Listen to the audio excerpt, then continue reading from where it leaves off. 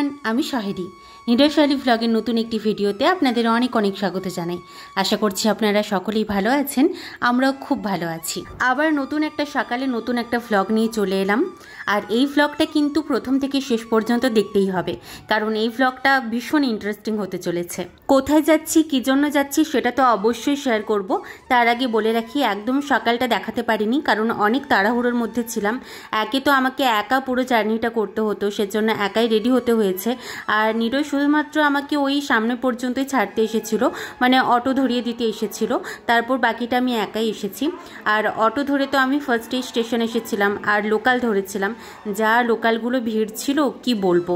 তো যাই হোক করে আমি হাওড়া পৌঁছেছি, আর হাওড়া পৌঁছেই সঙ্গে সঙ্গে দেখলাম যে আমার লোকালটা ছেড়ে দিয়েছে। তো তারপর 50 মিনিট পরে আমার ট্রেন ছিল।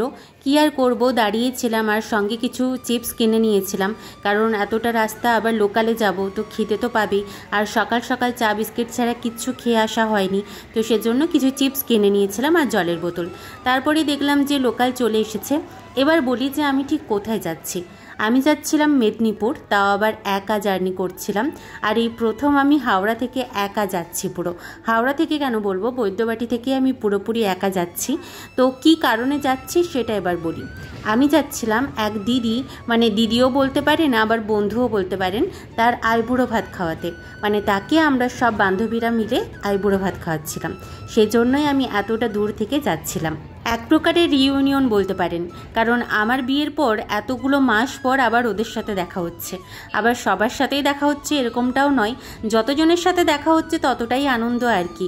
সবাইকে আর একসাথে কখনোই হয়তো পাবো না, কারণ সবারই বিজি একটা শিডিউল হয়ে গেছে, সবাই ব্যস্ত ভীষণ। তো সবাইকে একসাথে পাওয়া সত্যিই ভীষণ ভাগ্যের ব্যাপার।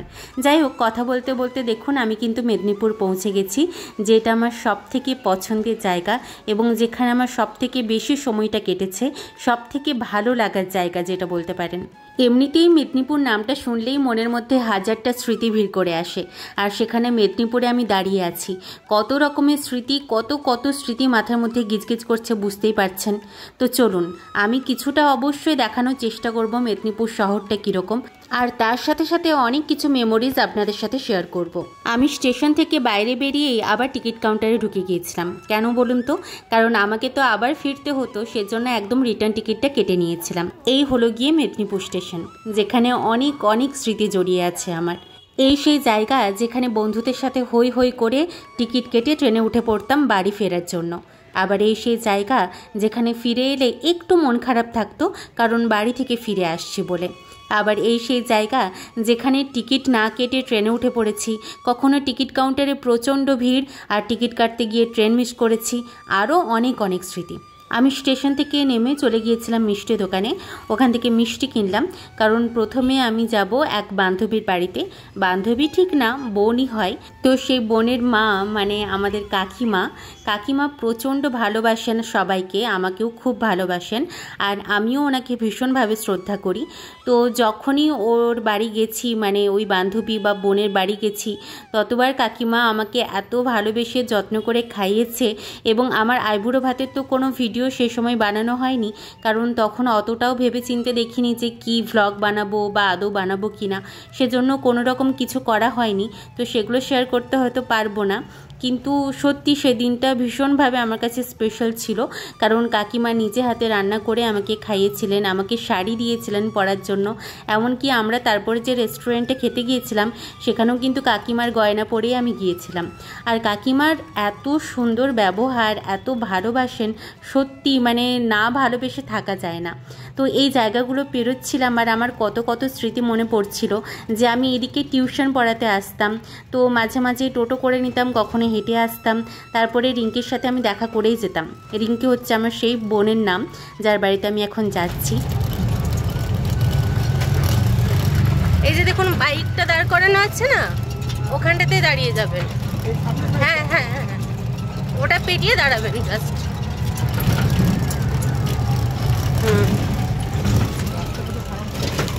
এই মুহূর্তে আমার বন্ধুবান্ধব, আত্মীয় স্বজন, পাড়া প্রতিবেশী সকলেই জানে যে আমি ভ্লগ বানাই।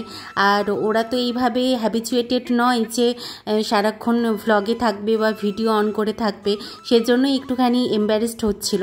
আর ভেতরে গিয়ে আমি সত্যি বলছি, আমি আগেও বলেছি যে আমি আমার থেকে গুরুজনদেরকে কাউকে এম্বারেস করতে চাই না, সেজন্য আমি কখনোই তাদের পারমিশন ছাড়া ভ্লগ করি না বা তাদেরকে দেখাই না। আর আমি এখানে কাকিমার পারমিশনও নিইনি, কারণ শুধু এগুলো মানে জাস্ট কথা বাড়ানো। আর আমি সত্যি বলতে কি ওখানে বেশিক্ষণ সময় থাকতেও পারিনি, জাস্ট একটুখানি কাকিমার সাথে দেখা করেছি, একটু জাস্ট কথা হয়েছে, আমি বেরিয়ে চলে এসেছি। কারণ আমার পৌঁছতে অনেকটা লেট হয়ে গিয়েছিল আর আমাকে আবার যেহেতু ফিরতে হতো, সেহেতু মাঝখানে আমার খুব কম টাইম ছিল।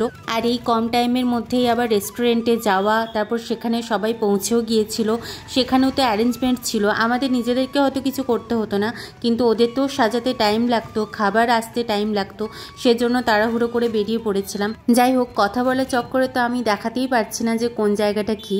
এইটা যেমন হসপিটাল মোড়, এই যে হসপিটালটা দেখুন, এটা তো জাস্ট একটা অংশ দেখাচ্ছে।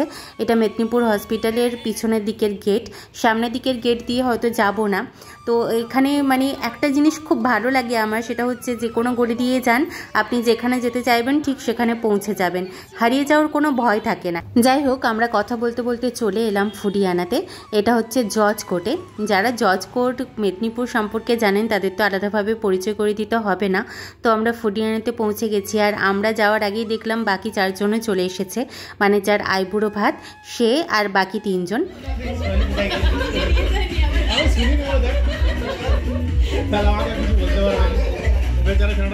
আমরা পৌঁছানোর একটু পরেই দেখলাম যে ওনাদের সমস্ত কিছুই রেডি করা আছে, আর ওনারা এক এক করে সমস্তটা সাজাচ্ছিলেন।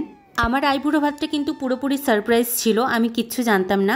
আসলে এক বোন, সে অন্য জায়গাতে নার্সিং পড়ছে, তো সে সেই সময়ই বাড়ি এসেছিল, আর সেই জন্যই আমাকে ডেকেছিল। আসলে ওটাই রাখতে সুবিধে হয়েছিল, আর আমি বুঝতেও পারিনি। তো দুটো একসাথে হয়েছিল, ওর সাথে দেখাও হয়েছিল আর আমার আইবুড়ো ভাতও দেওয়া হয়েছিল। কিন্তু মালবিকাদির ওইভাবে প্ল্যান করা হয়নি, কারণ তার 3-4 দিন পরেই তার বিয়ে ছিল, তো সেই সময় তাকে অন্য কোনো এক্সকিউজে ডাকা সম্ভব ছিল না। আর এখানে দেখেছেন উল্টো দিকে ওনারা সাজিয়ে ফেলেছিলেন, আমরাও প্রথমে খেয়াল করিনি। তারপর রিঙ্কি বলল যে ব্যাকগ্রাউন্ডটা তো ঠিকঠাক থাকছে না, তাই তারপর ওনারাই আবার সব কিছু রিঅ্যারেঞ্জ করে দিলেন উল্টো দিকে। আমার যখন আইবুড়ো ভাত দেওয়া হয় তখন কিন্তু আমরা এত কিছু জানতাম না যে আগের থেকে অর্ডার দিতে হয়, আগের থেকে বুক করতে হয়, তবে ওনারা সমস্ত কিছু অ্যারেঞ্জ করে রাখেন। আমার বেলাতে ওরা ভেবেছিল যে গিয়ে বললেই সুন্দর হয়ে যাবে, কোনো অসুবিধে নেই। তো আমার বেলা থেকে শিক্ষা নিয়ে এবারে আর অন্য কিছু ভুল করিনি, আগের থেকে আমরা সব কিছু অর্ডার দিয়ে রেখেছিলাম, সেজন্য সেরকম মতো ওনারা সাজিয়েও রেখেছিলেন। আর মালবিকা দিয়েও রেডি, মানে সোয়েটারটা খুলে দিল আর কি। শীতকালে তো সোয়েটার ছাড়া বেরোনো যায় না, আর সেই সময় এত কুয়াশা দিচ্ছিল আর ওয়েদার তো খুবই বাজে ছিল, সেজন্য সবাইকে সোয়েটার পরেই আসতে হয়েছিল। তো শেষমেশ আমাদের কথাতেই সোয়েটারটাও খুলে দিল মালবিকাদি। আর শাড়ি পরেও আসতে চাইছিল না প্রথমে, কিন্তু আমাদের জোড়াজোড়িতে লাস্ট পর্যন্ত শাড়ি পরতে বাধ্য হয়েছিল। যাই হোক, আমাদের মিষ্টি কোণে কিন্তু রেডি। আর মালবিকাদির এখন যে ভিডিওগুলো পোস্ট করছি, এখন কিন্তু মালবিকাদির বিয়ে হয়ে গেছে, মানে সে কিন্তু অলরেডি বিবাহিতা। কিন্তু আমার যেহেতু আগের পোস্টগুলো রেডি ছিল না, আগেরগুলো পোস্ট করার পর এটা আমাকে পোস্ট করতে হয়েছে, বেশ অনেক দিনই লেট হয়েছে, মোটামুটি 2 সপ্তাহ তো লেট হয়ে গিয়েছে। যাই হোক, কিন্তু ভিডিওটা দেখে অবশ্যই কিন্তু আপনাদের ভালো লাগবে, এইটুকু কথা দিচ্ছি। তো চলুন বেশি দেরি না করে দেখিয়ে ফেলি যে আইবুড়ো ভাতের থালিতে কি কি ছিল।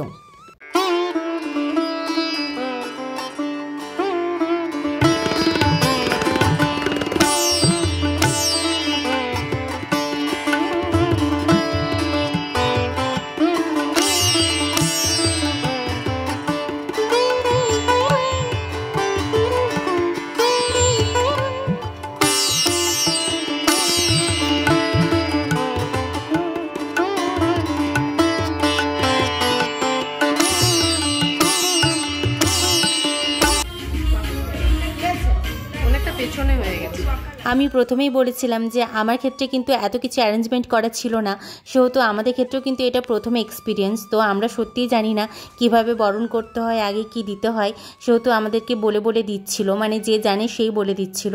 যেমন এই যে ধান দিচ্ছিলাম আমি প্রথমে ডান হাতে করে, তারপর বলে দিল যে বাঁ হাতে করে দিতে হয়।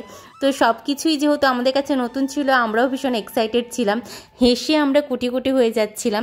তার মাঝেও কিন্তু আমরা মোটামুটি বেশ ভালোই আনন্দ করে কাজগুলো করছিলাম। তার তার সাথে আমার যদিও টেনশনও ছিল যে আমি ঠিকঠাক টাইমে ট্রেন পাবো কি না, ঠিকঠাক টাইমে পৌঁছতে পারবো কি না। একা একা চলে তো এসেছি, এরপর একা একা তো আমাকে যেতে হবে, আর আমার যেতে যেতে প্রায় রাত হয়ে যাবে, সেজন্য ভয়ও লাগছিল। অন্যদিন তো নিরয় থাকে তাই কোনো অসুবিধা হয় না, কিন্তু এবারে সত্যিই কিন্তু আমার ভীষণ ভয় লাগছিল। আর আমি সবসময় তাড়া দিচ্ছিলাম যে তাড়াতাড়ি কর, আমাকে আবার ফিরতে হবে।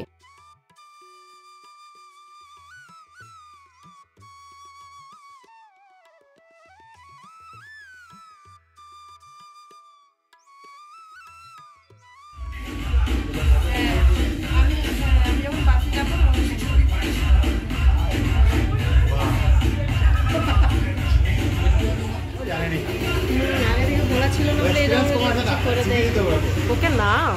হ্যাঁ হ্যাঁ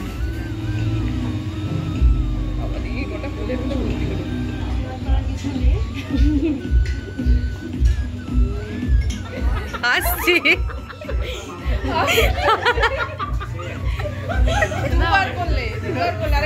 ধানগুলো ধানগুলো দে, ধানগুলো দে, ধানগুলো হয়ে গেছে।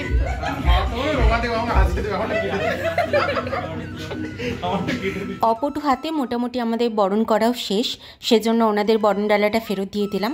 আর একে একে মালবিকাদিকে সবাই মিলে একটু একটু করে খাইয়ে দিচ্ছিলাম। খাও খাও, দাঁড়াও খেয়ে নাও পক করে।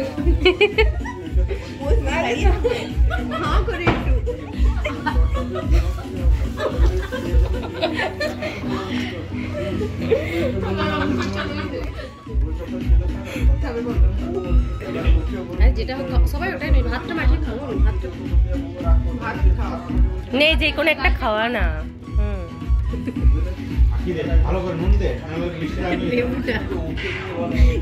কাঁচা লঙ্কা খাবি তুমি? খাও খাও খাও খাও, মারছো নাকি? খাও গো, তুমি খাও, খাবারটা খাও।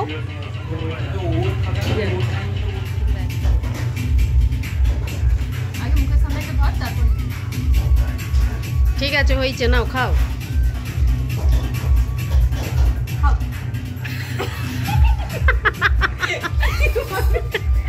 চিকেনটা পুরো তুলো না, হ্যাঁ ওটাকে তুলো, হ্যাঁ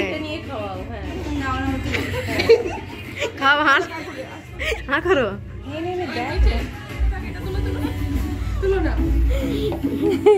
অন্য কিছু খাই দে, বড়াটা নেই, বড়া নেই, বড়াটা নেই।